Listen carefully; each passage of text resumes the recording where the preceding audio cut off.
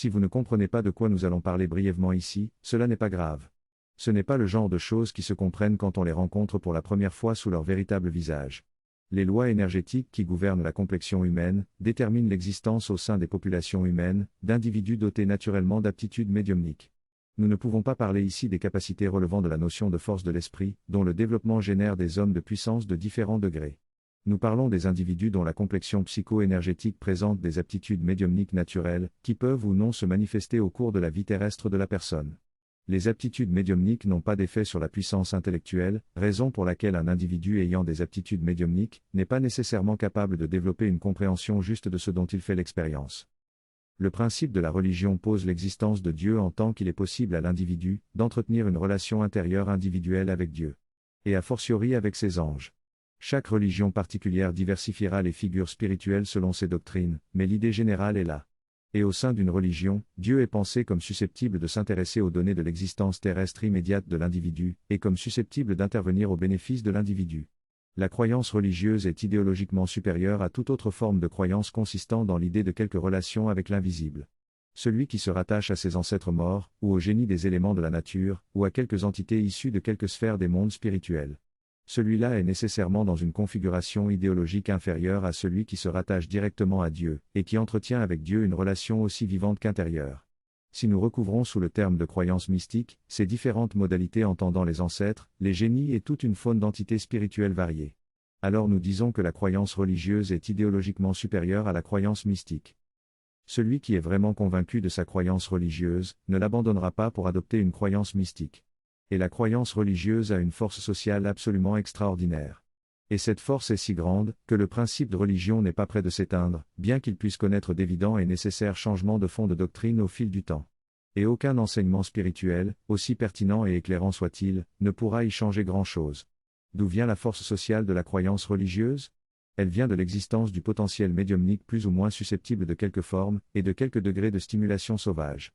De l'existence de ce potentiel au sein d'une part importante de la population.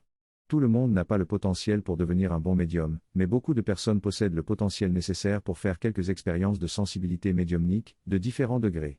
Embrassant des activités de prière et de jeûne, ainsi que des activités de louange et d'adoration.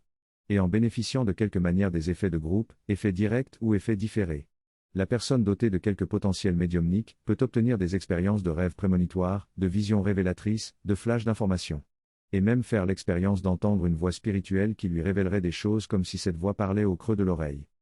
Quand ces perceptions et communications médiumniques sont expérimentées sur fond d'adhésion à quelque forme de doctrine religieuse. Même à un simple embryon non dégrossi de doctrine religieuse. Et quand les contenus informationnels de ces expériences trouvent des confirmations dans la vie sociale et permettent des changements dans des situations parfois délicates. Alors la personne ne peut pas faire autrement que de rattacher à l'idée d'une relation vivante avec Dieu, ce dont elle fait l'expérience. Il suffit que les quelques entités spirituelles potentiellement impliquées dans ces expériences viennent confirmer le miroir des croyances prédéfinies de la personne, pour que la croyance d'une relation avec Dieu soit complètement entérinée. Même si les croyances religieuses de la personne étaient jusque-là subconscientes. Dans une grande partie des cas, la personne est en relation avec son seul subconscient. Car c'est l'un des aspects importants de la médiumnité. Et le subconscient est une instance suffisamment sophistiquée pour synthétiser en quelque sorte un personnage qui aura toutes les apparences d'une sorte d'intelligence spirituelle objective, c'est-à-dire distincte de la personne.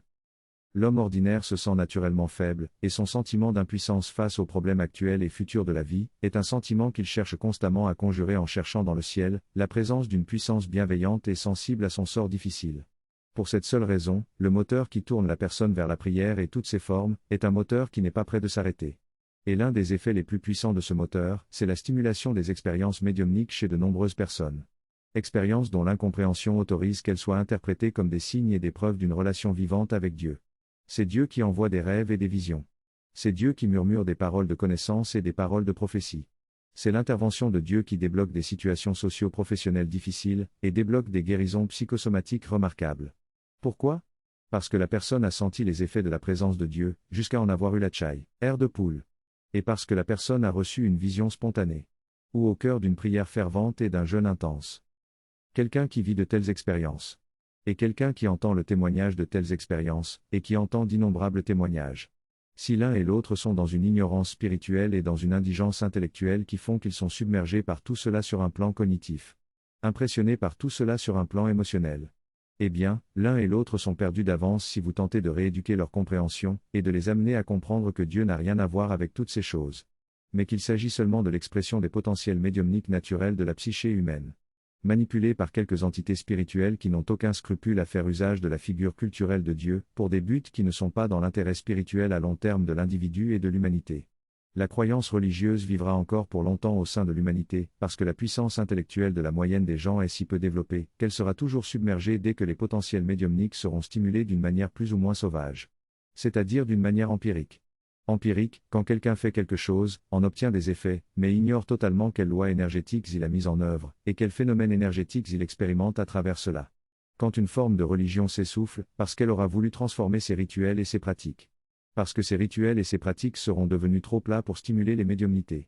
Quand cela arrive, une autre forme de religion prend sa place, qui aura su remettre quelque chose de sauvage et d'électrique dans ses prières et dans ses chants.